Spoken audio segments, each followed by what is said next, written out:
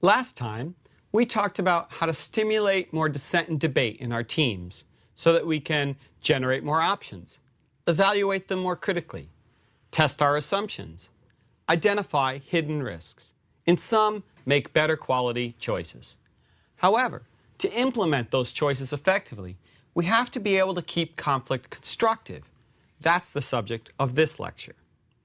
I'd like to tell you a story about Sid Caesar, the famous comedian. In the 1950s, Caesar starred in one of the most popular shows on television.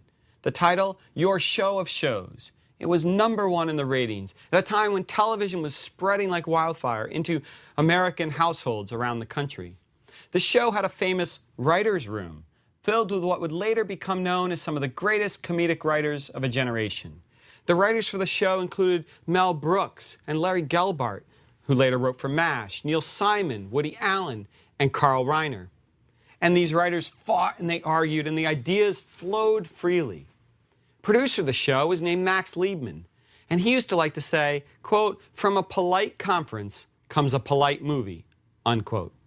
And the writer's room for Your Show of Shows was far from a polite atmosphere. The arguments got very loud. It was contentious.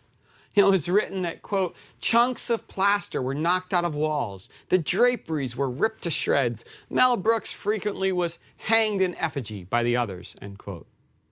But nevertheless, the writers produced legendary skits week after week, worked effectively together for years, and remained friends and confidants and collaborators for decades afterward.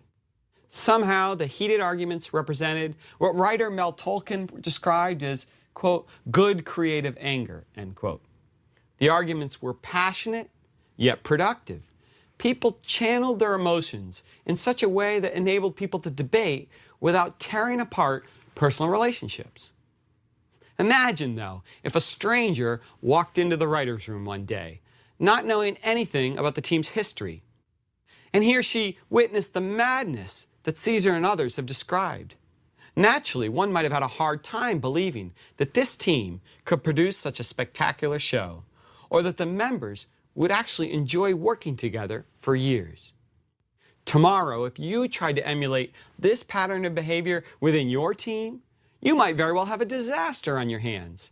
However, in the writer's room, the heated nature of the conflict did not become a liability. With astute leadership, over a long period of time, Sid Caesar had created an atmosphere, as well as a creative decision process, in which the writers could argue in a passionate yet productive way.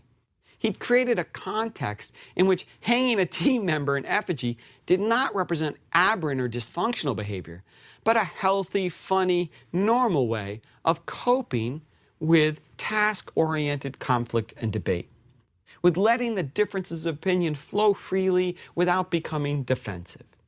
In this lecture, we'll examine how leaders can act before, during, and after a decision-making process to ensure that conflict within their teams remains vigorous yet constructive. We will not advocate direct emulation of the antics of Sid Caesar and friends, but we will try to develop a set of principles that applies in settings ranging from the writer's room to the corporate boardroom. Well, how can you diagnose if a debate is becoming unproductive and dysfunctional within your team? Again, like I've done in other lectures, I'd like to provide a set of diagnostic questions that you might ask yourself, or that team members might ask of one another when they're thinking about whether debate has become unproductive or dysfunctional. First, you might ask, have people stopped asking questions intended to gain a better understanding of others' views? Has a group stopped searching for new information? Have individuals stopped revising their proposals based on the feedback and critiques of others? Has no one asked for help with the interpretation of ambiguous data? Have people begun to repeat the same arguments, only more stridently and loudly over time? Has no one admitted concerns about their own proposals recently? And have less outspoken individuals begun to withdraw from the discussions, sitting quietly at the fringes of the dialogue? Those questions, thinking about them carefully, even discussing them openly with other team members, will help you understand if you are at risk within your team of an unproductive dialogue, or if you've already gotten to the point where impasse and stalemate have set in and interpersonal conflict is beginning to bubble up. Remember, there are two forms of conflict. In academic terms, we call them cognitive conflict and affective conflict. Cognitive conflict is task-oriented. It's debate about the issues and ideas. Affective conflict is emotional and personal in nature. It's about personality clashes, anger, and personal friction. The key for any team is to figure out a way to stimulate the cognitive conflict while minimizing the affective. That's hard to do, creating what I call the cognitive affective gap. But we're going to help you find some techniques in this lecture whereby you can achieve that. But that gap's key because we know that the teams that can create a gap between cognitive and affective, that can keep the task-oriented debate high and minimize the personal friction, well, those teams perform better. They not only make better decisions, but they can work together in harmony to implement those decisions more efficiently and more effectively. Now, it's important to note that leaders, effective leaders, do channel emotions, but they don't eliminate them. It's nearly impossible to eliminate emotions from a lively debate. Look, in fact, emotions at times can be helpful. I mean, we want our people to be passionate about their ideas. I mean, every entrepreneur, for example, often has great passion for the business that they founded. And he or she wants to build a team that's just as passionate about bringing that value to customers, about introducing that new product or service to the marketplace, about satisfying the people that are purchasing your goods and services. Passion's important in business, and we don't want to eliminate that. But there are two different forms of conflict. Cognitive conflict, task-oriented, it's really focused on judgmental differences about how to best achieve common objectives. Important to note, common objectives. The presence of a strong shared goal really helps to keep that conflict cognitive in nature. That affective conflict is not just emotional, but it begins to focus on personal incompatibilities, on personal disputes. And it really is about anger and defensiveness introducing itself, injecting itself into what should have been a productive, issue-oriented debate. Now, any general manager, any leader, any person who's trying to bring a group together is thinking about the choices they make. Remember, they're going to hopefully decide how to decide. When they make those choices about what kind of a roadmap, what kind of a process they want to use, when they're trying to stimulate cognitive conflict, they're doing so because they want to make sure they generate lots of alternatives, test their assumptions, and critically evaluate every idea. And all that leads to better decisions. But if all you have is conflict, both cognitive and affective in nature, see if you can't control the affective, then there's harm to be done. High affective conflict will diminish two important things that are critical preconditions for the ability to implement effectively. High affective conflict diminishes shared commitment. It means people are less likely to want to buy into the decision and cooperate in its implementation. High affective conflict also tends to diminish shared understanding. It gets in the way of making sure there's a common comprehension of what a decision is all about, of its rationale, and of the roles various people will have to play to execute the decision. So, when you make choices, you want to stimulate that cognitive conflict, but you want to be aware that too high on the affective scale, and you will diminish shared commitment and shared understanding, and you won't be able to implement even the best of decisions. That's what conflict management then is all about. Now remember, we can't eliminate emotion. Sometimes people believe that regulating affective conflict entails a dispassionate, unbiased approach to decision-making, like Spock from Star Trek. Yet eliminating the dispassionate, unbiased, yet eliminating passion and emotion from the decision-making process may not only be nearly impossible, I think it can be counterproductive. In the writer's room, Caesar's team achieved success in part because everyone came to the table with great zeal and excitement for their ideas. The same can be said for the process of creating new video games at Electronic Arts, a company I've touched on now in several lectures. Bruce McMillan, who was a senior executive at the firm for many years, talked to me about passion and decision-making at Electronic Arts, and he explained that passion and emotion play a critical role in business decisions. He wants proponents of an idea to display ardor and enthusiasm because he knows that those feelings will fuel a powerful drive to execute that project successfully. One cannot and should not simply ask people to put their passion aside. McMillan likens the situation to a disagreement with your spouse. In his case, he talks about, imagine a disagreement with your wife. And he says, imagine that you said to your wife, honey, let's take the emotion out of this issue for a moment. What do you think her reaction would be? Effective leaders channel others' emotions. They don't eliminate them. Okay, so how then can we channel emotions productively? How can we keep conflict constructive? I think there's sort of three elements to any decision process. There's sort of what happens before the process begins, what happens during the deliberations, and what happens after the decision has been made. And we can think carefully about techniques in each of those three broad phases that we can employ to keep conflict constructive. So let's start by talking about what you do up front. This foundational work is critical to managing conflict effectively. First, you need to establish ground rules for how people should interact during deliberations. One of the case studies that I've conducted is of Paul Levy, the CEO of the Beth Israel Deaconess Medical Center in Boston. Mr. Levy took over that hospital in 2002. It's a case study we'll talk about in more detail in subsequent lectures. In 2002, when Levy took over, the hospital was on the verge of bankruptcy. As a nonprofit, it actually was vulnerable to takeover by the state of Massachusetts, who were worried that by bleeding cash for so many years, the hospital executives were actually squandering the trust that had funded the hospital for many years, squandering this nonprofit's endowment. Levy took over in these difficult circumstances and did turn around the hospital successfully. And he did it first and foremost by changing the decision-making culture, as we will discuss in later lectures. He understood that they weren't very good at the hospital at having productive dialogues. And the first thing he did to help change that culture was to set out some new ground rules for how people should behave, to get them to think about how to be more productive in the way they had a give and take. He said, we need to learn that we can disagree without being disagreeable. And key ground rules that he actually wrote down and shared with each member of the senior team were critical to changing that culture. He held them accountable to these new ground rules. He actually had an open discussion about what these ground rules were, why they were important, and how he was going to hold people responsible for staying true to those rules. So that's key. The second is to clarify the role that each individual will play in the discussions that you have.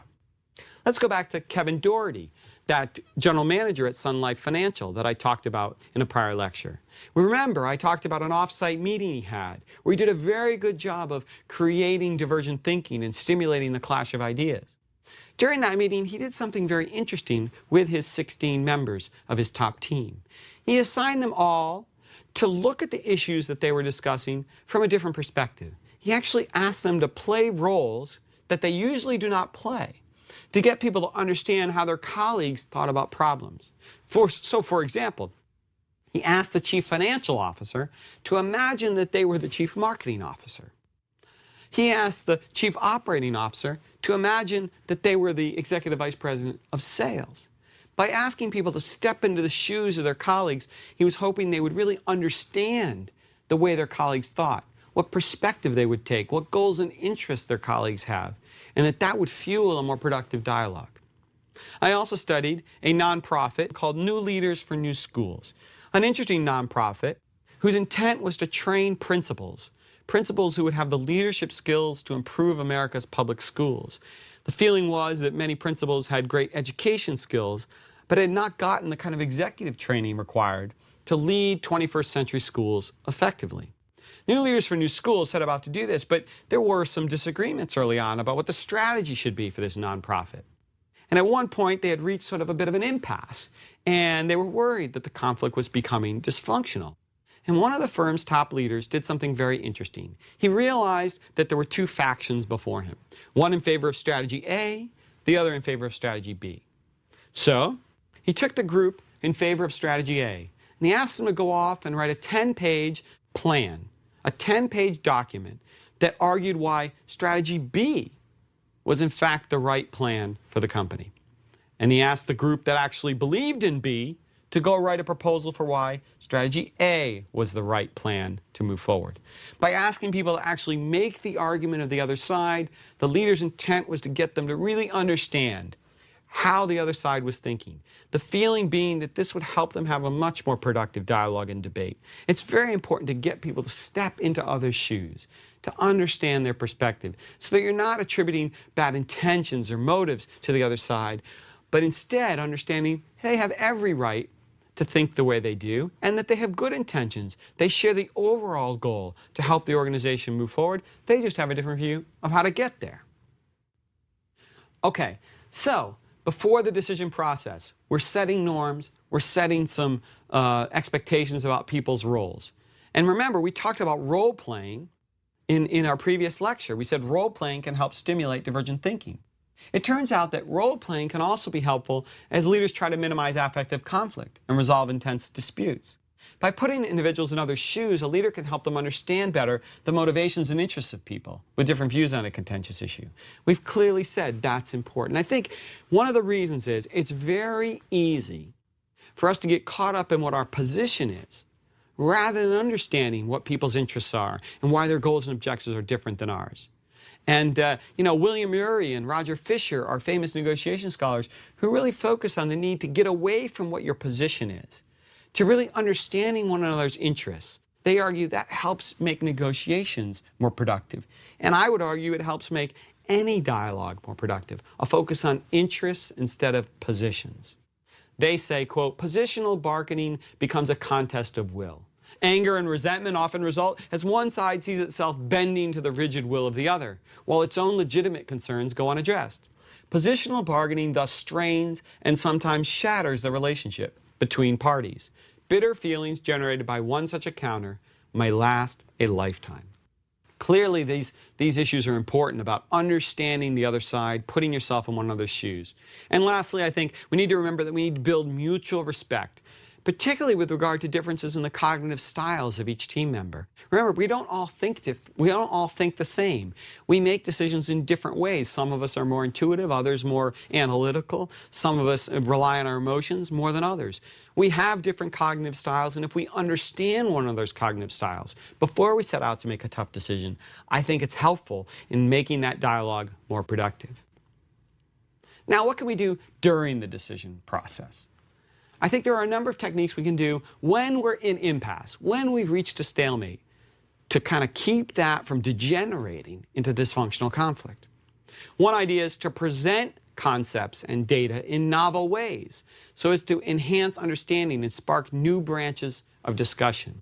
Howard Gardner, the education scholar known most famously for his theory of multiple intelligences, has argued that redescribing ideas by presenting data in a different manner can unlock impasse and get people to rethink their views. So redescription, a very important technique you can use when you reach impasse or when you're about to reach impasse.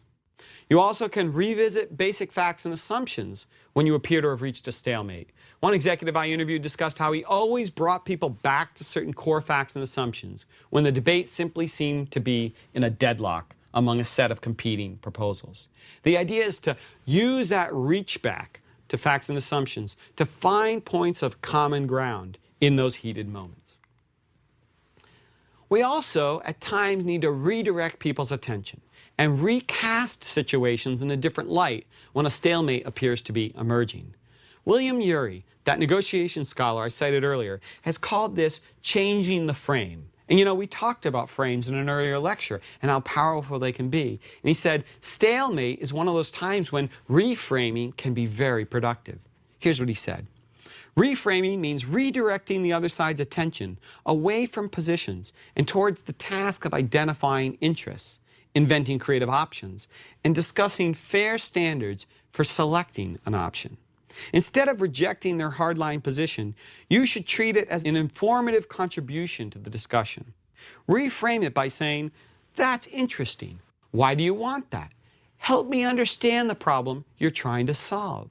The moment they answer, the focus of the conversation shifts from positions to interests, to goals, and you have just changed the game. Reframing requires asking curious, non-threatening questions. And the language you use in asking those questions matters a great deal. Language is powerful. It can lead to very destructive dialogues if not used appropriately.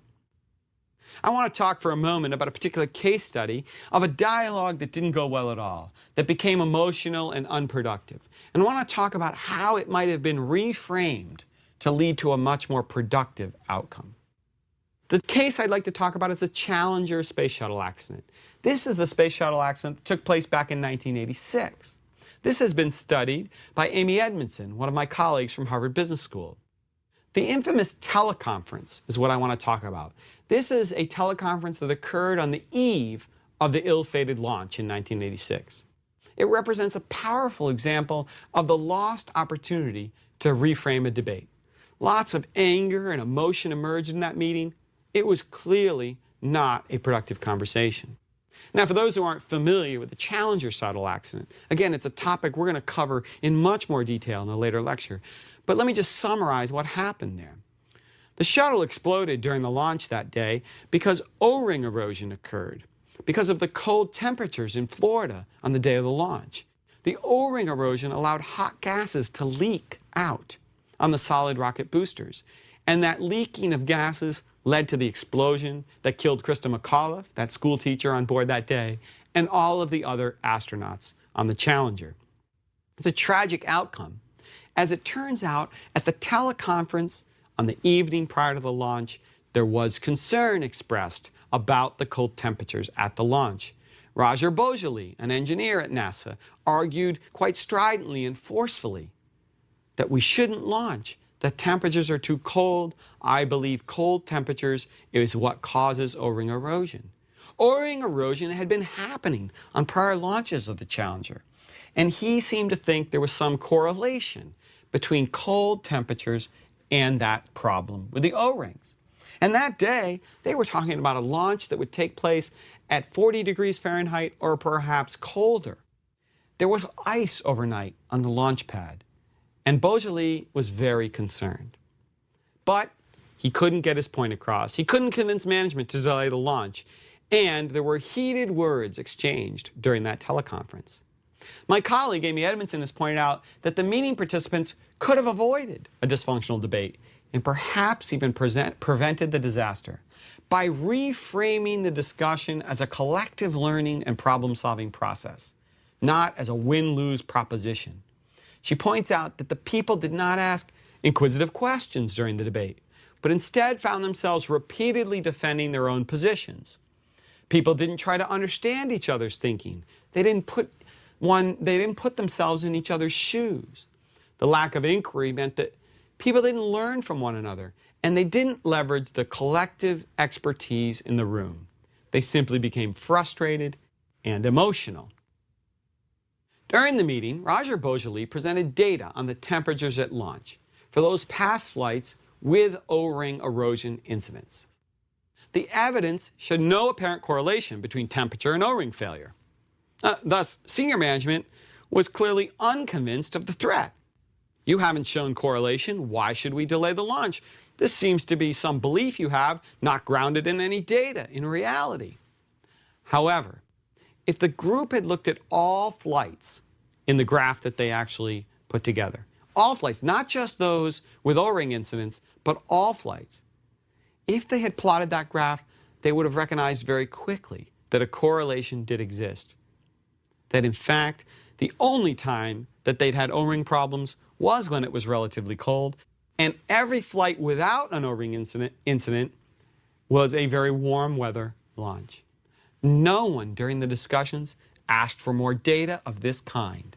No one asked for more data. And this, of course, is the tragedy of that teleconference. Amy Edmondson stresses the power of asking curious, non-threatening questions to help reframe a contentious debate and break a stalemate. For instance, she points out that someone could have asked senior management the following question, quote, "What kind of data would you need to change your mind and postpone the launch?" Edmondson argues that the likely response to that question might have been, "I would need data that suggests a correlation between temperature and O-ring erosion on past shuttle launches." And this might have spurred a great deal of further investigation and learning within the group. Specifically, group members together may have uncovered the correlation data that would have convinced senior executives at NASA to delay the launch. So how can we reframe the debate? What kinds of non-threatening, curious questions can we ask? And how can we use language productively? Well, Fisher and Ury, those negotiation scholars, have said there's 5 types of questions we ask in reframing a debate. And they've offered advice on how to ask those 5 questions. The first is the why question. You might ask somebody why they believe what they believe. But they think the right way to ask that is by saying, help me understand why you believe X, Y, or Z. By saying help me, you're really making it a non-threatening question. Then there's the why not question. It's important to ask, why not pursue these other options? Instead of just criticizing the proposals by some other subgroup or some other individual in your team, instead of focusing on their option, bring other options to the table. That can help reframe the debate. Then there's the what if question. What if we found this assumption proved to be false? Here, again, we're getting away from focusing only on people's positions, and we're backtracking to look at underlying assumptions, another way of reframing the dialogue. So it's not just, is A right or B right? But wait, are the assumptions underlying A and B correct? Then there's the 4th type of question, the what would you do question. And here they say the question you want to ask is, what would you do if you were in my shoes? Again, trying to get people to empathize, to put themselves in others' shoes and understand their vantage point. And finally, what makes that optimal? Right? The 5th kind of question for reframing a debate. Here you might say, you must have good reasons for thinking that's an optimal solution. I'd like to hear them. In other words, if someone is simply stating their position and then restating it over and over, you say to them, no, explain to me your thinking. Give me your rationale. Take me inside your mind. Ask for help in understanding what they're saying. Another way of reframing the dialogue to get to more productive discussion. Finally, what can we do after the decision process has ended? Here we can evaluate the process and develop lessons learned for application in the future. We've talked about the importance of that after-action review. But there's more than just that we can do. We need to attend to damaged relationships and hurt feelings that sometimes simply are going to happen no matter how well we manage the debate. And importantly, sometimes those damaged feelings don't become apparent to everyone during the process. Chuck Knight, longtime chairman and CEO at Emerson Electric, remember, he designed his meetings to be confrontational by design when he planned strategy for that firm. But he told me that he always tried to repair any hurt feelings on the same day that a heated debate took place. Don't wait, he said to me. It's so important to act quickly. And one thing he did at the end of a conference, at the end of a day of intense strategic planning, he would take his team out to dinner, and he would always be sure to sit next to the person who'd sort of been bruised the most during the dialogue, who'd really been on the sort of rough end of some debates. Sit next to them, make sure that you work with them, and keep an eye on that relationship and repair any damage that might have been done. Finally, ensure that people remember and even celebrate the effective ways in which disputes have been handled. When a tough dispute is worked through productively, hey, make that an exemplar. Celebrate it with your team. Levy, the chief executive at the Beth Israel, did this in an important way at one point when a contentious dispute emerged. He built on the satisfaction of his people when they learned to actually resolve that conflict more constructively. And he celebrated that instance with his team and with the broader organization. He got lucky in this regard because there was a heated debate and it got very dysfunctional in a particular meeting. And then they worked through it and they figured out how to make it a more productive dialogue. And several weeks later, they'd come to a good decision and people felt good about it. And interestingly, the 2 combatants, as he called them, actually coined a song about it. They coined the song to the tune of Down by the Levee, a play on the chief executive's name. And they sang the song at a senior management meeting, and Levy laughed.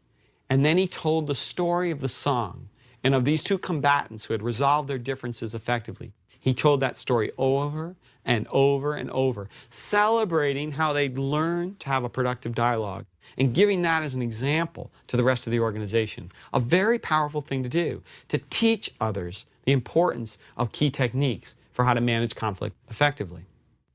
Well, to close, let me say that leaders certainly can't resolve every dispute that arises during a complex decision-making process. They need help. They must develop the skills of their subordinates. Moreover, once a leader unleashes the power of divergent thinking, they inherently give up some control over the ideas and options that are discussed. Yet leadership always entails a broad responsibility for establishing the context in which people behave, as well as the processes that groups employ to initiate and resolve conflict. Leaders can and should shape and guide how people disagree, as well as the atmosphere in which that debate takes place. Along these lines, Larry Gelbart once reflected back on Sid Caesar's leadership of the wildly creative process in the writer's room for Show of Shows. Gelbart remarked, "He had total control, but we had total freedom," end quote.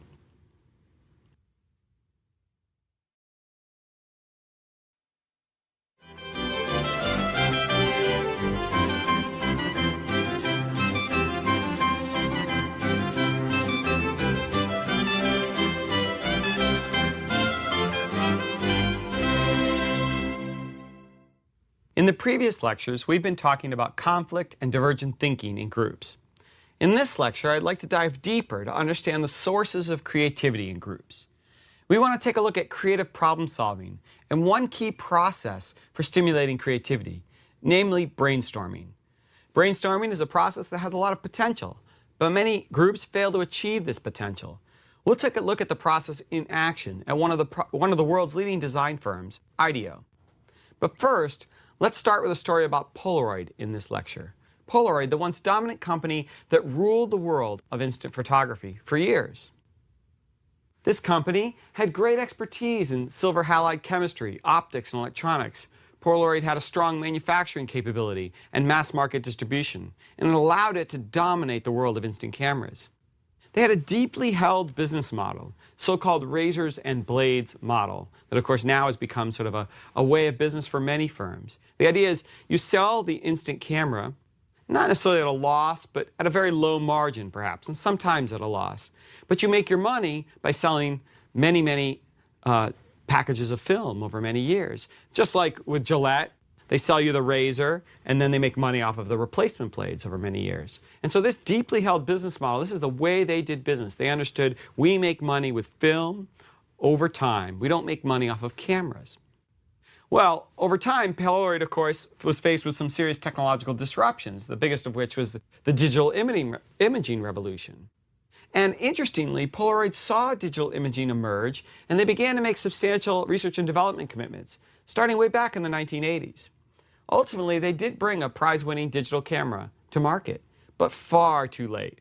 By then, they were an also-ran. Many other firms had run with digital technology and established market leadership. As it turns out, why had they been late? Well, they'd been late because there was strong resistance from senior management around the need for this new business model and new capabilities in digital cameras. What happened there? Why was senior management resistant? Why didn't they endorse, right, the moves that engineers wanted to make into this new area? And interestingly, Mary Tripsas and Giovanni Gavetti wrote a case study about what happened at Polaroid. And there's a wonderful quote they have in one of those case studies, in one of the articles that they wrote about Polaroid's fall. And a senior manager, an employee in Polaroid's electronic imaging division, talked to them about why they couldn't get senior executives to endorse digital camera technology. And here's what they said. They said, quote, "The catch to our product concept was that you had to be in the hardware business to make money. How could you say that? Where's the film? There's no film." So what we had was a constant fight with senior executive management in Polaroid for 5 years, end quote. Where's the film, right? Digital cameras didn't follow this long-held business model of razors and blades. There are no blades. You make your money off of the hardware, off of the camera. This was fundamentally different than the way Polaroid had done business for decades. So what's the point of this story? The point is we have to be careful about powerful mental models that block creative and innovative ideas from gaining support in organizations. In this lecture, we'll consider how to break out of old mental models and how to come up with creative new solutions. Let's begin with a simple exercise where you reflect on the topic of creativity and your experiences with it. Think of a time at work or in your personal life when you and a team of people were unusually creative or innovative. Think about the task, the setting or environment in which you were working, and the associated conditions. Now, what do they suggest about what the most important enablers of creativity and innovation might be? Now think of a time at work or in your personal life when you and your team were frustrated in your efforts to be creative or innovative. Think about the task again and the environment and the associated conditions. What does that example suggest to you about what the most important obstacles or barriers to creativity and innovation might be? Now, keep your answers in mind. Keep these examples in mind as we take a look at how one firm fosters a highly creative culture, how they engage in brainstorming and creative problem solving. Reflect on that as you go through and listen to the story of IDEO. Reflect on those experiences you had, both positive and frustrating, with creative problem solving. Who is IDEO? IDEO is one of the world's leading product design firms, headquartered in California, in Palo Alto. They've had an amazing string of awards for their design work, the most in the industry this decade. They've launched many great products with clients. They designed the first computer mouse for Apple, the whale used in the movie Free Willy, NEC computer monitors, a whole variety of products of all kinds, including many toys that children have come to love and adore. Several years ago, ABC News produced an interesting program showing the firm trying to design a new shopping cart in just 5 days. It was an amazing inside look at the creative process at IDEO. Not a description from afar, but instead actually watching them design the product. Now, it wasn't a real project. A real project takes months for them. This was sort of a sample project, if you will, to allow the cameras to sort of capture the process. But beautifully, the Nightline program, anchored by Ted Koppel, was able to take this 5 days of intense activity and boil it down to this amazing half hour, watching the process unfold from beginning to end. The end being a working prototype that the firm actually took out to stores and shopped with and gained feedback from stores and customers and employees and the like. It was an interesting look at how the firm worked. And subsequent to that, many people went and wrote case studies about the company, trying to understand the inner workings of this amazingly creative firm.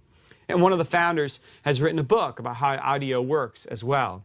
And so we know a lot about creative problem solving at one of the most creative workplaces on earth. And I'd like to talk to you about their process in this lecture.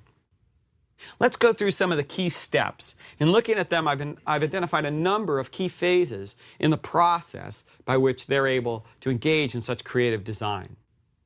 First, everyone at the firm becomes what we call an ethnographer.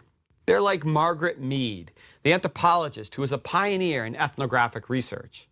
By that I mean that they go out and directly observe how people are using particular products in natural settings. They're not just asking people what they do or what they like. As it turns out, people do not always do what they say they do. Thus, observation is critical to truly understanding people's needs and habits.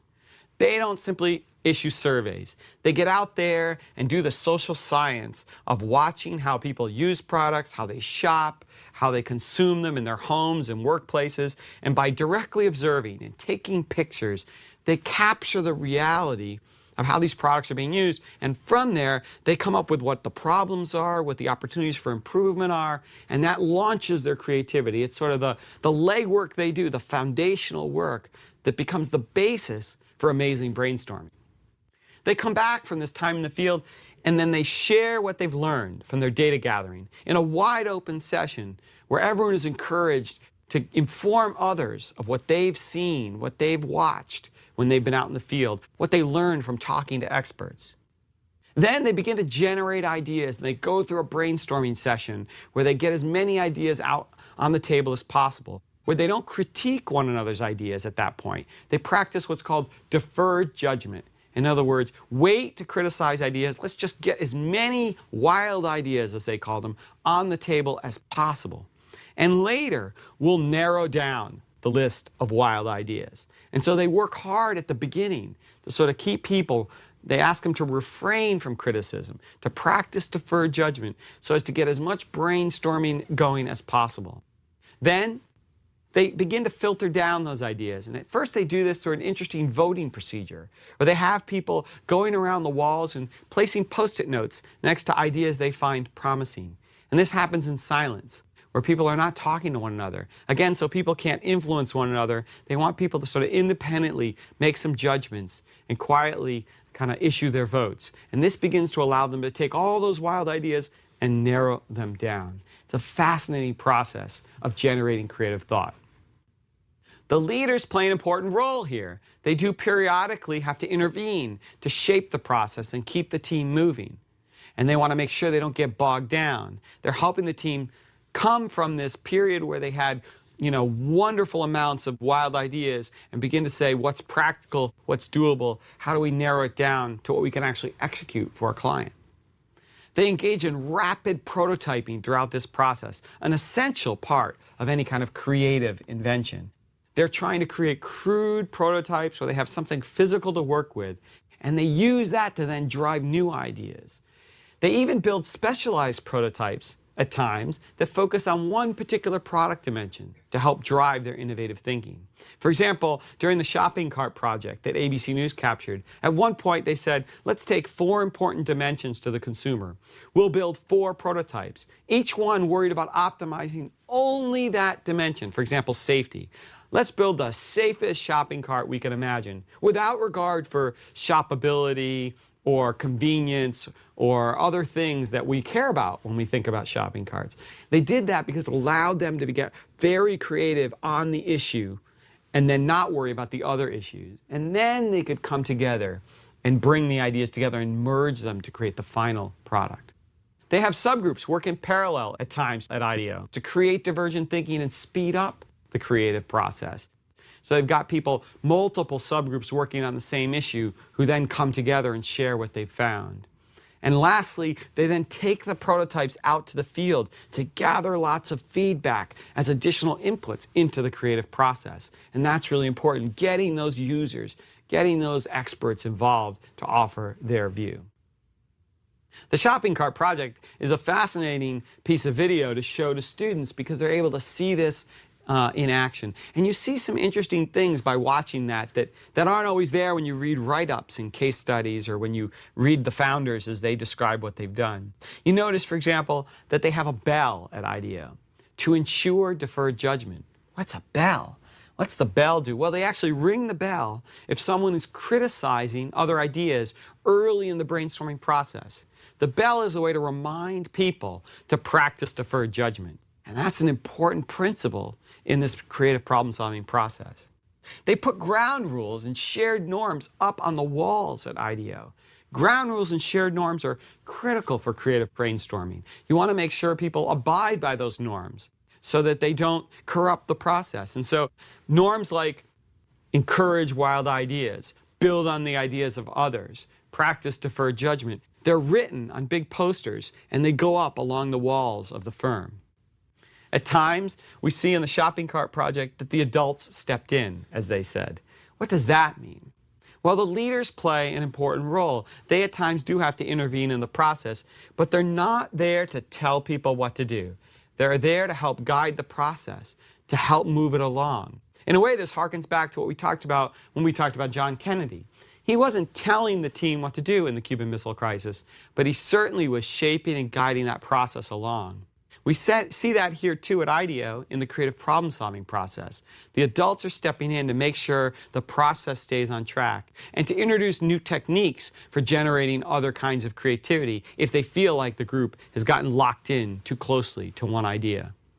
We see prototyping in action in the shopping cart video, and we see them then taking the prototypes out to the field, gathering feedback for refinements, and a critical part of any creative process. Coming out of that, the IDEO founders have written about their experience, and they've identified what they see as some of the secrets to better brainstorming, the 7 secrets, in fact. And I want to share those with you.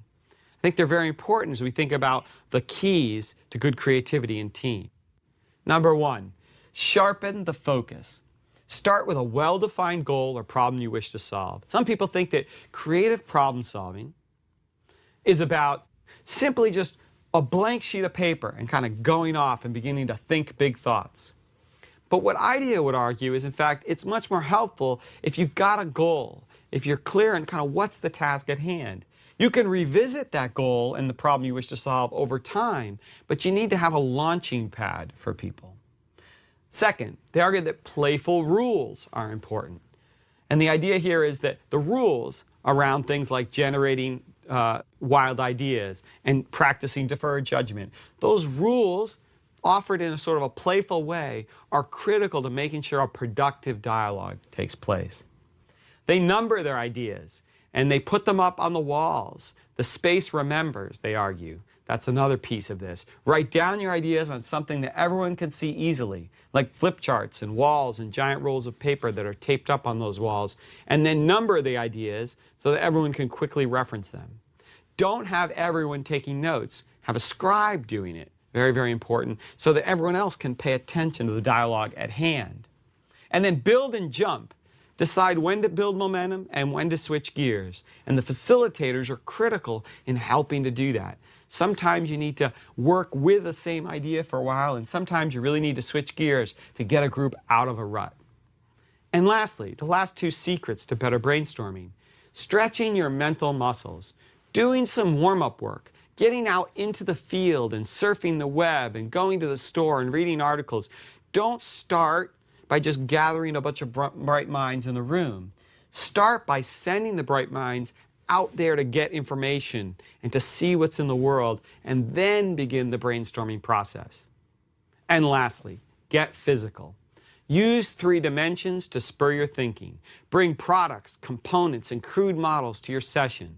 If you watch IDEO in action, if you see their physical space, there's all kinds of materials strewn all over the desks and tables and chairs and conference rooms. They're there to allow people to think visually and not just through their speech. And of course, the prototyping ultimately is where their 3 dimensions goes. But at the beginning, it's just lots of different components and pieces and materials that are there to help them through the process. So if that's how it works, that's how the process works. Those are some of the rules and steps and secrets of the process. Is that it? Is that all we have to think about? No, it's important that we also think about the culture and the context in which creativity is taking place. Creative problem solving can only happen if we've got the right context supporting a team when it begins to engage in that process. So at IDEO, they don't have much formal hierarchy. The workplace has few symbols of status. They're clear that there are materials everywhere so that people can think visually, including old failed products that they keep around, to remind people that you have to take risks to be creative and you have to accept some rate of failure. So it's very important that they create that kind of climate. They let people design their own workplaces there. Interestingly, on the video, there's a wonderful time when one of the founders is walking the ABC News reporter through their workplace, and there's a piece of an airplane wing hanging from the rafters, the wall. And they said, "What's that?" And they said, "Oh, well, that's decor, that's ambiance."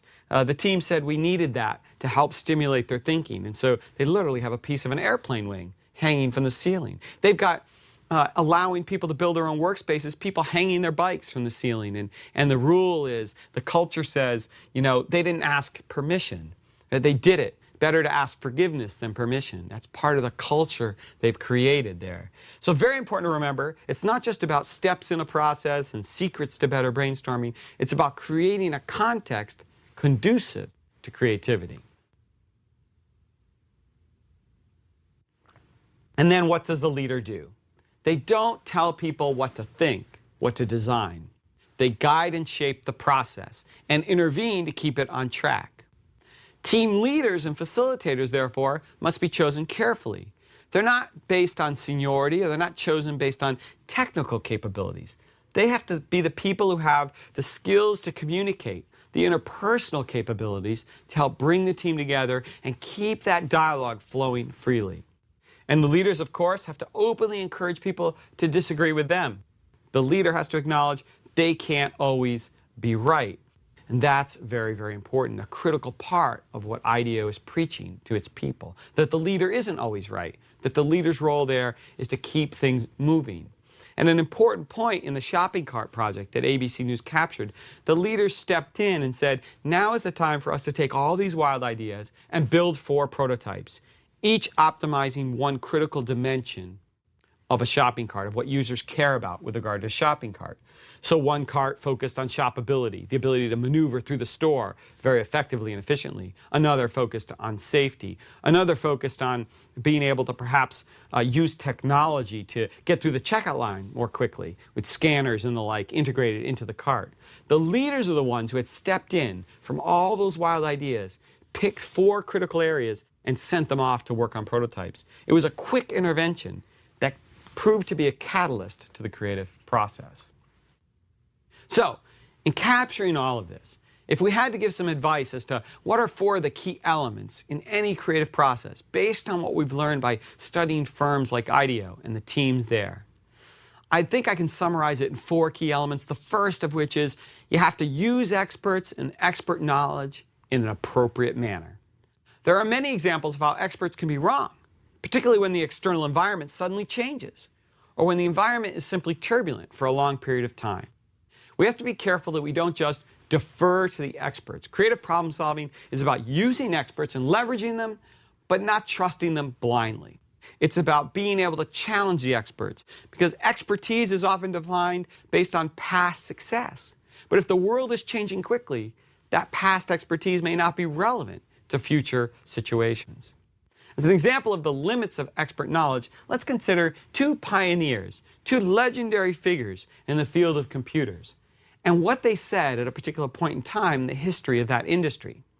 Thomas Watson, chairman of IBM, purported to have said in 1943, "I think there is a world market for about 5 computers." Imagine that, the world's great computer company, and its leader thinking that in 1943. He may have been a great expert based on what he had done in the past, but he wasn't able to see the future. Ken Olsen, president, chairman, and founder of Digital Equipment Corporation, which in the 70s was the hottest computer company on earth. In 1977, around the same time that Steve Jobs and Steve Wozniak were bringing Apple to the world, Ken Olsen said, quote, "There is no reason anyone would want a computer in their home," end quote. So experts aren't always right. In a fast-changing world, their past expertise may not be relevant to future situations. So rule number 1, use experts wisely. Consider carefully how quickly you might defer to them. Don't let that happen if you truly want to be creative. Second key element, you have to surface and test underlying assumptions and orthodoxies. What does everyone seem to believe in this firm, in this industry, in this team? What is the conventional wisdom out there? And then you have to ask, is it really true? A critical part of any creative problem solving is the ability to first unlearn, to wipe away old assumptions and beliefs and unlearn old ways of working before you can creatively generate new ideas. So you got to wipe the slate clean and then move forward. Second critical element in any creative problem solving process. 3, you have to frame problems in a way that does not constrict the debate or the range of solutions that will be considered.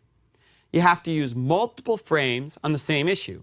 Remember, we talked about framing in a prior lecture, and we said it is important that you consider multiple frames because frames can have such a powerful influence on the solutions that ultimately arise.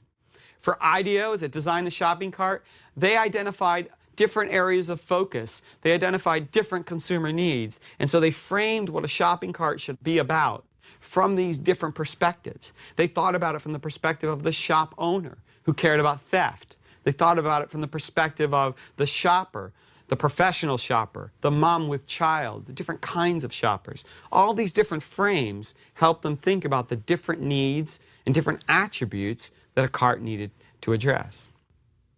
Finally, I'll close with element 4. Element 4 is perhaps the most important part of creative problem solving. And this is the issue of making mistakes. Creativity requires a willingness to focus intently on avoiding premature convergence on a single idea.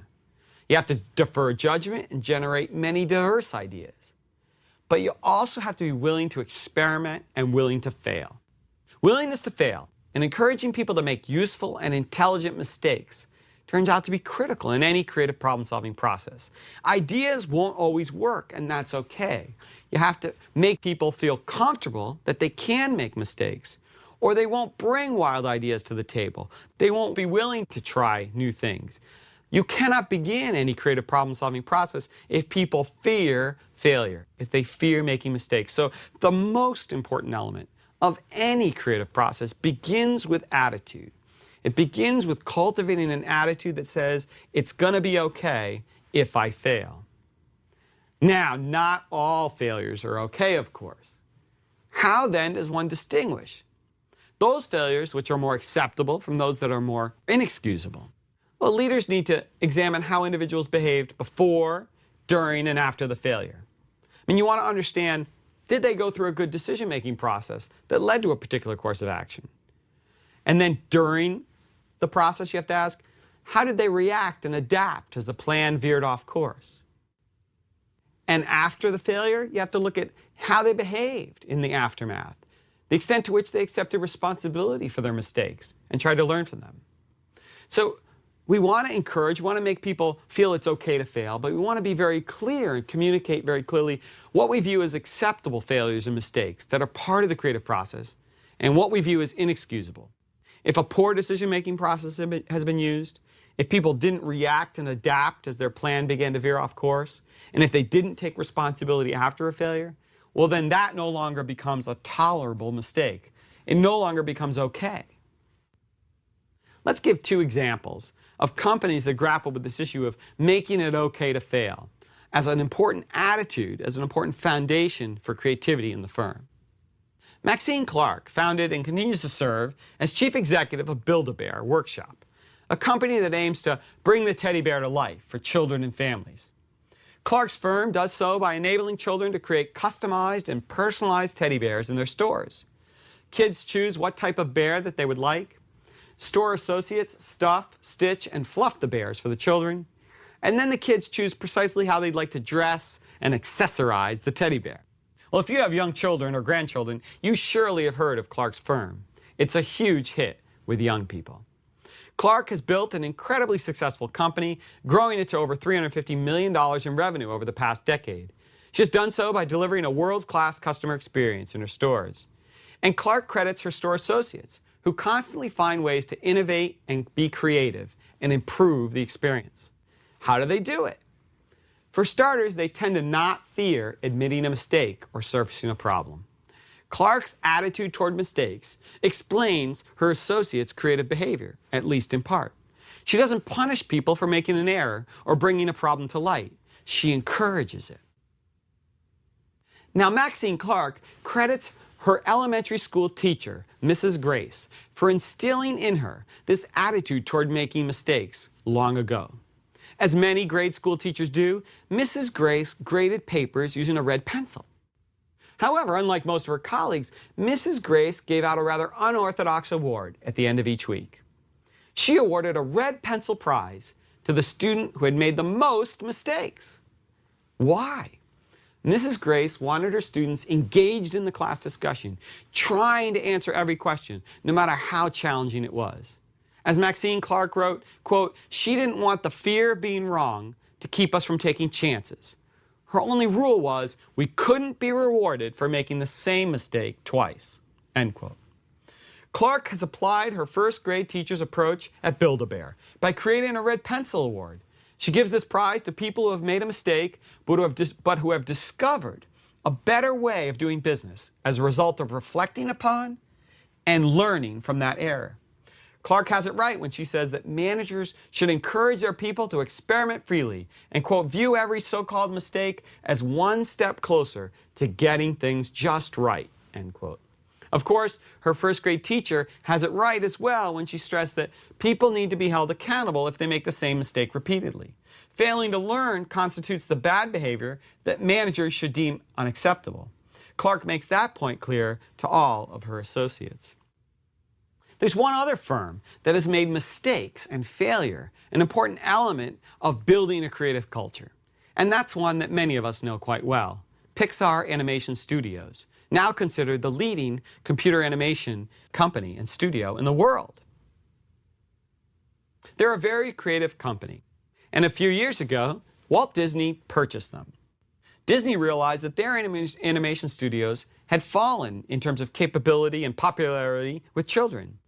And they understood that Pixar had had great success with movies like Finding Nemo and Toy Story and Bug's Life. They wanted to know what the magic was, and they bought Pixar and asked John Lasseter, the creative head at Pixar, to take over all of Disney Animation Studios.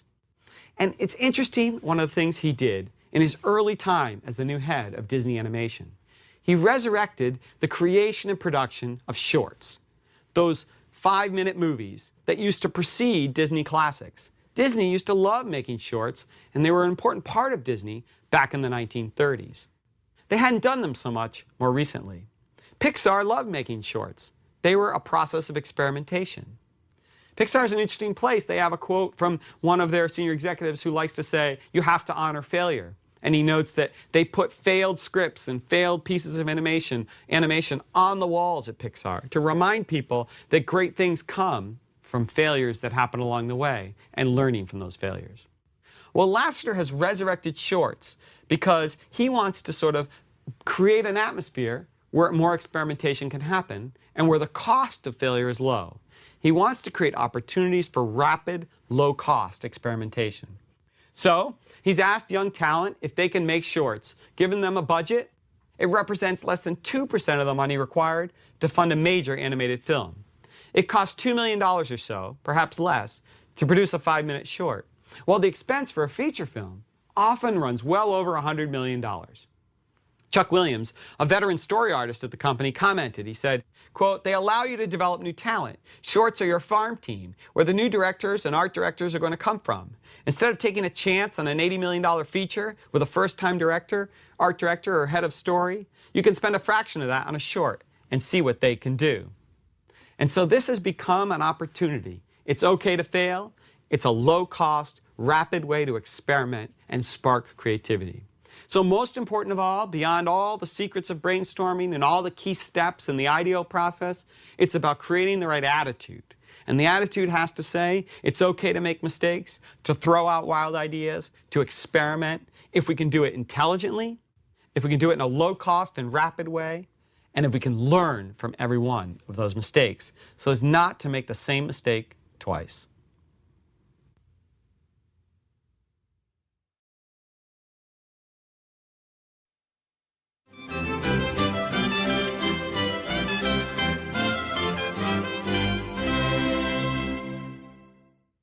We've talked a great deal about divergent thinking in the past few lectures. But sometimes you can end up with what scholars Russo and Schumacher have called a debating society. In other words, you can find yourselves plagued with debates and conflicts that never end, with deliberations that go on forever, that leave you chronically in indecision. My colleague David Garvin was talking to a manager once about debates at his firm, and he said, this executive, to David, he said, quote, "After the decision has been made, the debate begins," end quote. In other words, the deliberations keep coming up over and over. We keep revisiting these decisions. We never seem to be able to move forward and execute them. Many leaders and companies have a persistent problem with indecision. Paul Levy faced this problem when he joined the Beth Israel Deaconess Medical Center in Boston. He became its CEO and tried to turn around the hospital when it teetered on the brink of bankruptcy in January of 2002. He diagnosed the situation that he inherited as, quote, "the curious inability to decide," end quote. A chronic indecision had prevented the effective integration of a prior merger, which left the hospital in serious financial trouble when Levy took over. It was bleeding cash and possibly facing the risk of state takeover because it was a not-for-profit that was squandering the endowment money that had funded the hospital for many years. Levy described the situation that he inherited in interviews that I conducted with him during his first 6 months on the job in 2002. This was a very interesting case study because Paul agreed to allow me to interview him on video for roughly 2 to 3 hours every 3 weeks for the first 6 months of his turnaround of the hospital. And those interviews started after his first week on the job. So the first interview was conducted when he had only been in office as CEO for a mere 5 days. My colleague David Garvin and I then interviewed him consistently during that first 6 months, tracking the turnaround. which turned out to be amazingly successful. And he said to us in describing the situation he inherited, he said, quote, "This was not a question of not knowing what to do. Everyone knew what had to be done. This was an absolute failure to execute, which ultimately is a failure of leadership. The Beth Israel leadership was simply unable to reach an agreement on a programmatic plan for the hospital. I define the problem of the BID as a curious inability to decide." Oh, it was an interesting situation because time and time again, they had tried to come up with a strategy to turn around the hospital, and they couldn't come to a decision on what to do. And so they debated it, and meanwhile, the cash kept going out the door. The losses mounted. Indecision is not simply a trait of particular leaders. That's an important part of the story here. It's often a trait of organizational cultures. Ram Sharon, a renowned advisor to the CEOs of many Fortune 500 firms, describes a culture of indecision that plagues many companies. By culture, I mean the often taken for granted assumptions of how things work in an organization, of how members approach and think about problems. In other words, certain patterns of behavior gradually become embedded in the way that work gets done on a daily basis. And sometimes those patterns lead to a chronic inability to reach closure on critical decisions. Over time, those patterns of behavior become taken for granted, and people engage in them without much forethought. That's how Ed Schein, a scholar at MIT, described culture, these patterns of behavior that become taken for granted. In my research, I found that such dysfunctional decision-making cultures come in three forms, which I've described as a culture of no, a culture of yes, and a culture of maybe. Each comes with its own predictable and easily identifiable patterns of interaction and dialogue, and each has its own underlying causes. Yet they all lead to a similar outcome, a chronic inability to move from conflict to consensus, from deliberation to action. And what I'd like to do in this lecture is walk through these three different cultures of dysfunction that lead to indecision in company. Let's start with the culture of no. The culture of no is a phrase coined by Lou Gerstner when he took over as Chief Executive Officer of IBM. Now, Gerstner faced a tremendous challenge when he became CEO of IBM. The company lost more than $8 billion in 1993, and he joined and was tasked with trying to turn around what was once considered the world's greatest computer company. Mainframe computer revenues, the company's mainstay for decades, had declined precipitously in the period just prior to his assuming the role of CEO. What did he find when he got there? Well, one cultural problem was that the powerful heads of various units at IBM could effectively veto major initiatives that they disagreed with, even if they were the lone dissenter. IBM even had a name for this. They called it, quote, issuing a non-concur, end quote. Gerstner discovered that IBM managers had actually designed a formal non-concur system into the company's strategic planning process. In a rather incredible memo that Gerstner uncovered in his early days at IBM, an executive went so far as to ask each business unit to appoint a non-concur coordinator who would be responsible for blocking projects and proposals that would conflict with that particular division's goals, objectives, and interests. Amazing that this culture could emerge at a once great company that was known for innovation, that was known at one time for moving quickly to capture trends in the high technology business. Gerstner described the culture of no as follows. He said, quote, "One of the most extraordinary manifestations of this no culture was IBM's infamous," he said, "non-concur system. The net effect was unconscionable delay in reaching key decisions, duplicate effort as units continue to focus on their pet approaches, and bitter personal contention as hours and hours of good work will be jeopardized or scuttled by lone dissenters. Years later, I heard it described as a culture in which no one would say yes, but everyone could say no." Everyone could say no. No one would say yes. Does it describe teams you've worked on, organizations in which you've had to try to make decisions? It's an amazing thing, this culture of no. It does happen in a lot of organizations. Sometimes a culture of no arises in a team or organization because meetings have become places where people strive to deliver gotchas. Jeffrey Pfeffer and Robert Sutton, two organizational behavior scholars, have written about this problem, which they describe as the tendency for smart talk to prevail in some organizations.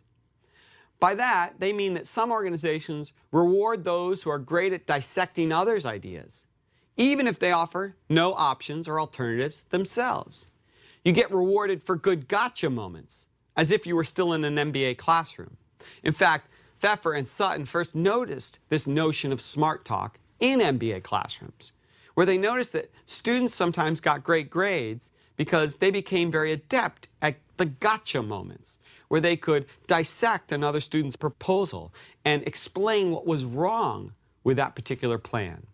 But then they noticed that these students often didn't offer their own ideas and plans for what a company should do in a particular case study. They were only vetoing other projects, finding what was wrong with other people's plans. They were engaging in smart talk, making themselves look good, but not really delivering value in the sense that they weren't offering an alternative to the ideas and proposals that they were rejecting. And smart talk, I would argue, is a fundamental aspect of organizations and teams where cultures of no begin to prevail. Now, in prior lectures, we talked at great length about devil's advocacy. We argued that having a devil's advocate helps to stimulate conflict and debate in a productive way in many instances. How does that differ from a culture of no? I mean, might we not be creating a culture of no by assigning devil's advocates? Well, certainly there is a risk. But effective use of devil's advocacy is fundamentally different than a culture of no. And I want to point out the differences because I think it's important. If you were to try and assign people to be devil's advocates to try to stimulate divergent thinking, I think it's important that you would know what the risks are and how to differentiate that effective use of devil's advocacy from this notion of veto power that we see at IBM. So what's the objective with devil's advocacy? The objective is to encourage divergent thinking and to open up new lines of inquiry. Well, the objective in a culture of no is for that person with power to block proposals that conflict with their own interests and objectives. In devil's advocacy, in effective devil's advocacy, dissenters have the ability to affect the decision process, but not to dictate the outcome, and certainly not the ability to simply veto what they disagree with. In the culture of no, lone dissenters have virtual veto power. In the effective use of a devil's advocate, we see dissenters having more impact if they present unbiased perspectives, and if they provide equal levels of critical examination for all options under consideration. In a culture of no, we see them leveraging their own power and status, pounding the table harder than others might pound it. And we see dissenters sharing information freely with others so that others may form their own conclusions. In a culture of no, they're hoarding information so as to enable others not to be able to engage them in a productive debate, not to be able to disagree with them in a thoughtful way. And we see dissenters seeking to generate many new options. In a culture of no, we see them simply tearing down existing proposals without offering alternatives. Finally, if you're using a devil's advocate, you want them to focus on the extent to which assumptions underlying each option may be overly pessimistic or perhaps overly optimistic. In the culture of no, dissenters only focus on the downside risks associated with specific proposals that they oppose. So it's important that the devil's advocate be someone who looks at it in a balanced way. So, culture of no, an important element that we do see when we see indecision, when we see chronic indecision. And I just want to importantly note that devil's advocacy can degenerate into culture of no if you don't keep these clear distinctions in mind. And the most important is that devil's advocacy is about opening up new lines of inquiry. It's about encouraging new perspectives. It's not about issuing vetoes. At IBM, it was about issuing vetoes, and that's why it became highly unproductive. It's why they kept coming back to the same choices over and over and revisiting past decisions. Now, let's turn to the culture of yes. Paul Levy faced a rather different problem than Lou Gerstner when he took over the Beth Israel Deaconess Medical Center in Boston. He faced what we call a culture of yes. In senior management meetings at the BID, people tended to stay silent if they disagreed with the proposal on the table. They seemed to indicate that they endorsed the proposal, at least by their silence. Then, however, they would either later express their disagreement, lobby to overturn the choice, or they would try to undermine the implementation of the plans with which they disagreed. Now, you've seen this before, I'm sure. You've seen the person in the meeting who kind of nods as if they agree, but who isn't really talking, who hasn't publicly endorsed the plan that's on the table. But they're giving that sort of silent nod that suggests agreement, but doesn't actually explicitly offer endorsement. And that might be an indicator that you have a culture of yes going on. See, what you end up with is a false consensus that emerges at meetings. You think everyone is behind a plan when they actually are not. In these kinds of situations, you have to remember that silence does not mean assent. When people are not contributing to a discussion, they may disagree strongly, but not wish to voice their dissent in the meeting. You know, I tell managers all the time, when you put a proposal on the table and nobody on your team is sort of engaging in dialogue about it, and no one is disagreeing with you, that doesn't mean they love your proposal. If your proposal is met with silence, it probably means they think you're full of baloney, right? But you have to be careful because we often presume that silence means consent, that silence means people agree with us. Silence should be an indicator of trouble, in my view. We should be careful if we're hearing silence when we put a proposal on the table. You know, Levy traced the problem at the BID to a dysfunctional pattern of behavior that had become routine at the hospital in the years after the merger that had taken place in the mid-90s. Here's what he said in an interview that I conducted with him during the turnaround. He said to me, quote, "People will not tell the truth during meetings about how their department would react to a given proposal. They will sit there quietly, and you won't find out until a week later that they object to something. This behavior had become standard practice. If you object to a proposal, you get quiet during the meeting. Then later, when you leave the room, you undercut the consensus that appeared to have emerged." That became standard operating procedure at the BID during the time before Levy took over as CEO. What we're seeing there at the BID, what we see in this kind of culture of yes, is a cycle of inaction. Right? We begin with a deliberation. There's discussion and analysis of multiple options, of various ideas. That leads to an apparent consensus. Someone walks out of the room, the leader of the team, thinks they have everyone behind them. But certain key figures have stayed silent during the discussion. They haven't publicly actually endorsed it. They've sort of just gone along, quietly nodding. Afterwards, they engage in behind-the-scenes lobbying, right? We've all seen the meeting where everyone sits quietly while the boss puts a plan forward, and then everyone rushes over to the water cooler to talk about how absurd the plan is. Well, why didn't they say it in the meeting? This is this dysfunctional culture that sometimes emerges in teams and organizations. You seemingly have a consensus, then the behind-the-scenes lobbying starts as soon as the meeting is over. Implementation is then disrupted, and someone realizes it's time we need to revisit the decision. And the deliberations start all over again. And we're in a debating society. We're in a cycle of inaction. That's the culture of yes. Now, I've seen this in other firms as well. There's a retailer, a major retailer that I studied, which for our purposes here we'll call All Star Sports, although it's not in fact a sporting goods retailer. I disguised the case for teaching purposes, and in this case I found some interesting dynamics around indecision. See, some leaders foster a culture of yes through the way they design their decision processes.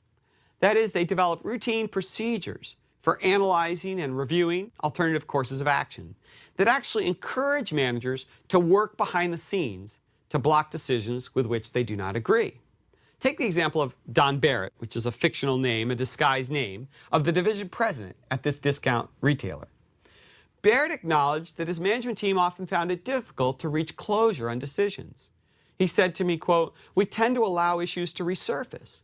If people don't agree with the decision, then they tend to think they can keep bringing it up over and over, and this will lead to a change in the decision." His direct reports concurred, as one team member pointed out to me, something prevents us from actually reaching a definitive conclusion on key issues. The problem? The design and use of subgroups in the decision process. What happened at All-Star Sports? Well, what happened is that when an issue began to become contentious during a meeting, Don Barrett, the leader, would actually say, this makes me a bit, he wouldn't actually publicly say this, but he'd begin to feel uncomfortable with the conflict emerging.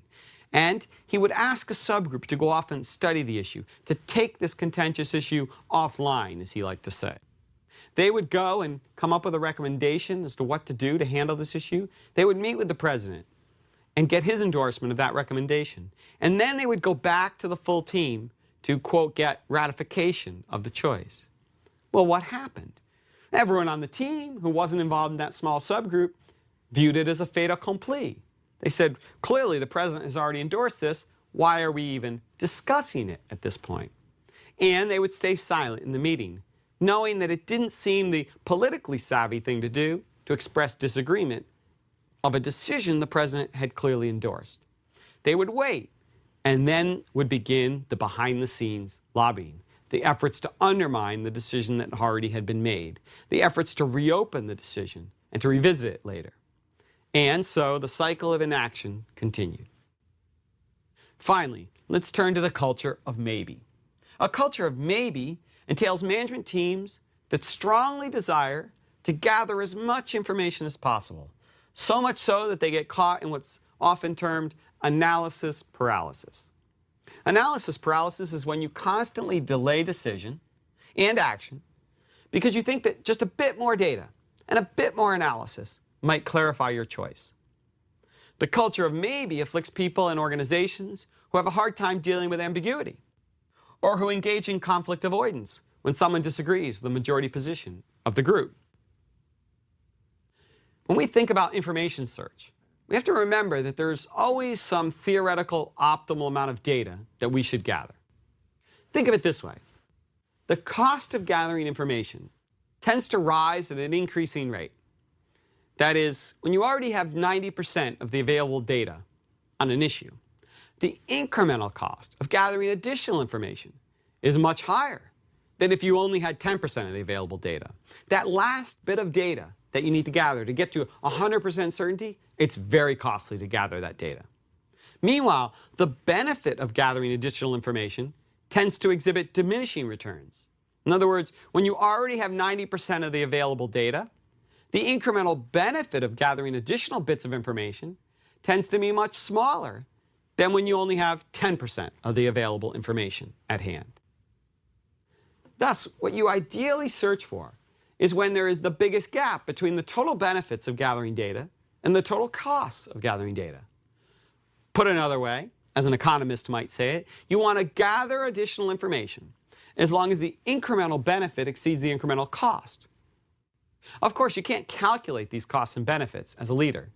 However, you can make judgments as to when you are not garnering additional value by engaging in more search for additional information.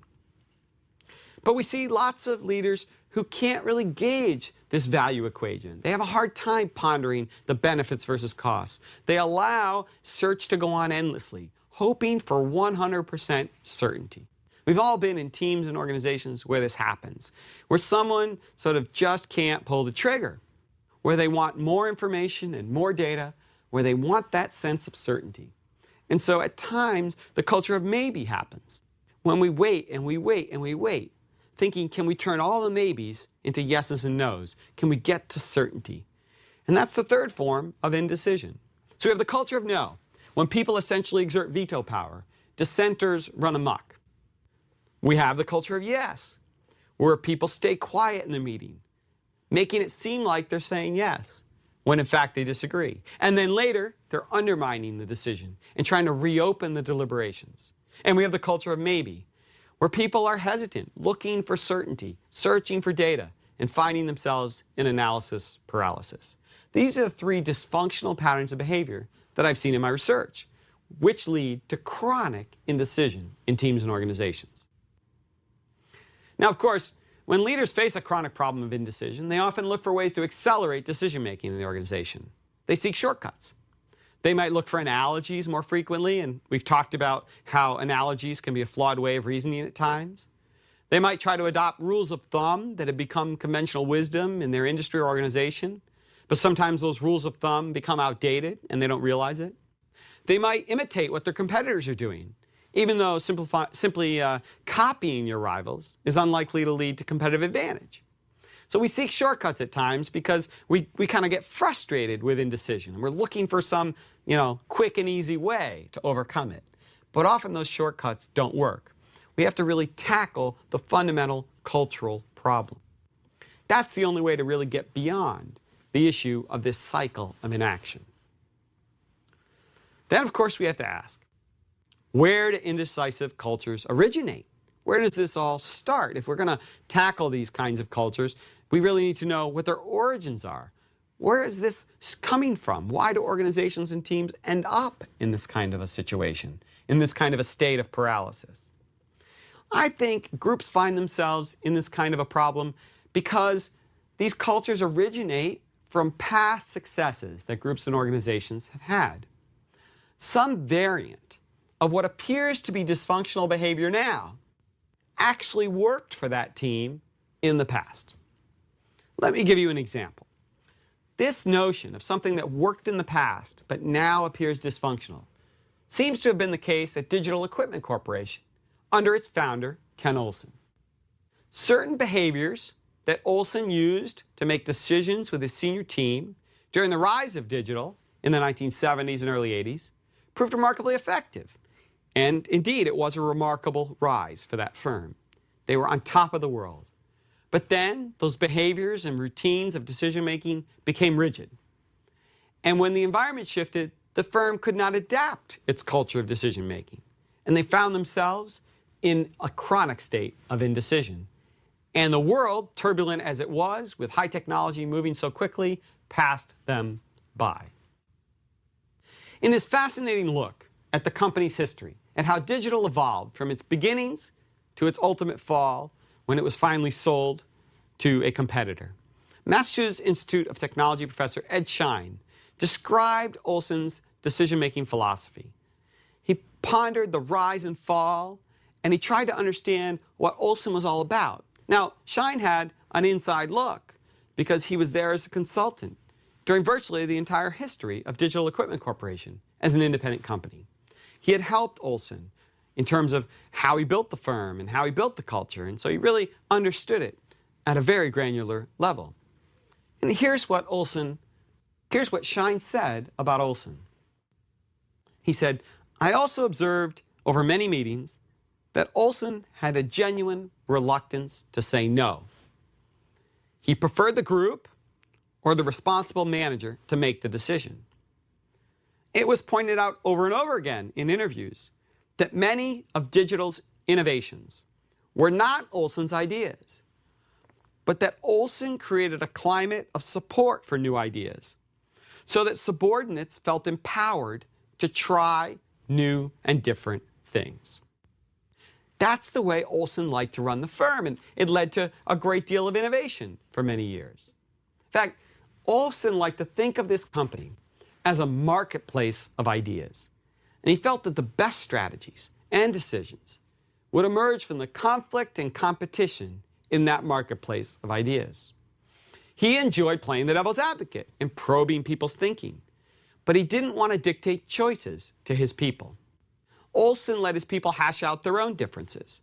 The culture embodied Olsen's management philosophy and style. In other words, his approach to decision-making permeated all levels of the firm. Now, this Digital Equipment Corporation style of decision-making worked quite well during the early years, when the company had very little hierarchy, few lines of business, and everyone knew one another quite well. They worked together, they lived in the same communities, they often enjoyed hobbies together. Over time, however, multiple organizational units emerged, and their interests began to diverge.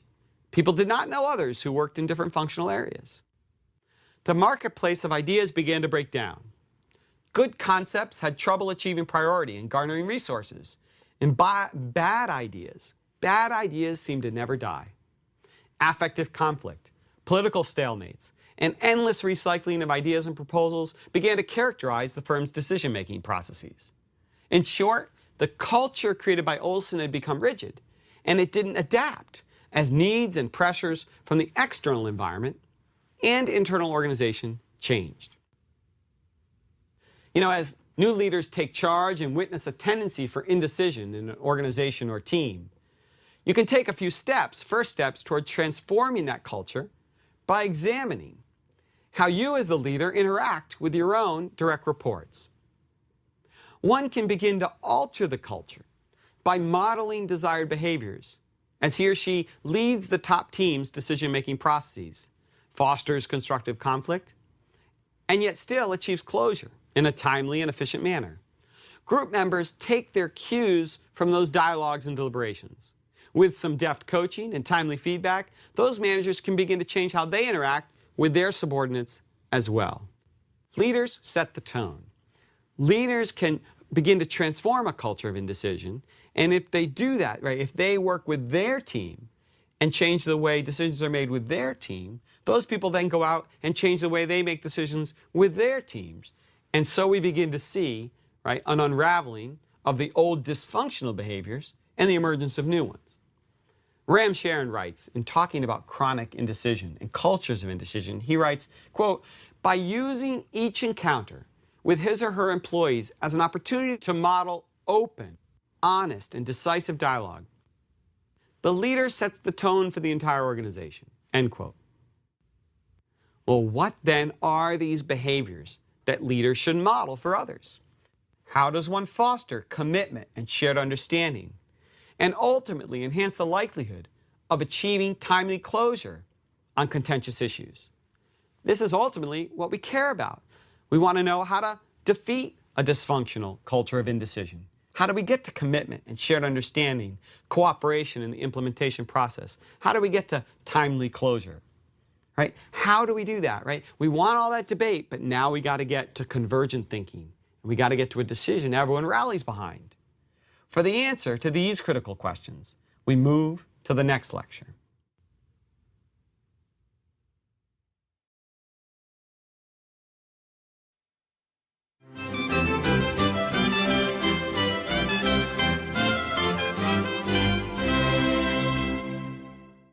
Tichy and Ulrich, two esteemed scholars of leadership, once wrote, quote, "CEOs tend to overlook the lesson Moses learned several thousand years ago. Namely, getting the 10 Commandments written down and communicated is the easy part. Getting them implemented is the challenge." Thus, decision-making success is a function of both decision quality and implementation. Decisions have to not only be sound, but they must be implemented effectively, and we can all think of examples of what were apparently good choices that got derailed during the execution stage. How do we raise the probability of an effective implementation? We lead a good decision process. The way we operate the decision process in our teams often affects the likelihood that we will have a smooth implementation process. That's a fundamental principle in this course. Now, what's the key to smooth implementation? Consensus. Now, what do I mean by consensus?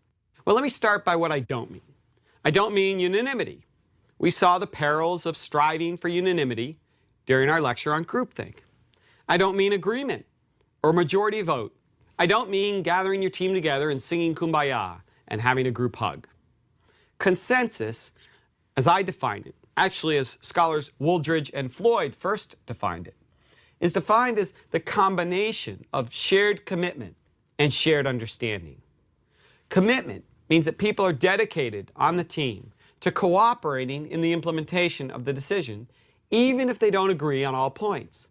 Shared understanding means they have a common comprehension of the rationale for the choice, of the key facets of the decision, and of what needs to be done and what they need to do personally to implement the chosen course of action. So you need both commitment and shared understanding.